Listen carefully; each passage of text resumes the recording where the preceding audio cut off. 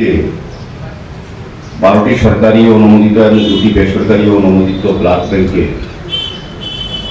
রক্তের চাহিদা এবং যোগানোর মধ্যে ভারসাম্য রক্ষা করে এই ধরনের রক্তদান উৎসব বা রক্তদান শিবির।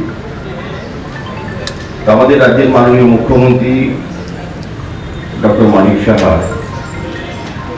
কয়েক মাস আগে সারা রাজ্যবাসীর কাছে, বিভিন্ন সামাজিক স্বেচ্ছাসেবী সংগঠনের কাছে, ব্যক্তিবর্গের কাছে আমন্ত্রণ জানিয়েছিলেন যে রক্ত দান করার জন্য বা রক্তদান করে আমাদের চাহিদা যোগানের ভারসাম্য রক্ষা করা রক্ত যেগুলি ব্লাড ব্যাংক, সেটাকে সারা দিয়ে সারা রাজ্যের বিভিন্ন জায়গায় বিভিন্ন সামাজিক সংস্থা, স্বেচ্ছাসেবী সংগঠন, ক্লাব, ব্যক্তি তারা কিন্তু এগিয়ে এসছে এবং এখনো চলতে ধারাবাহিকতা। আমি বলবো যে আমাদের এখন রাজ্যে ব্লাড ব্যাংকগুলিতে রক্ত স্বল্পতা বলে যে কথাটা ছিল কিছুদিন আগেও, এটা কিন্তু এখন আর সেই জায়গায়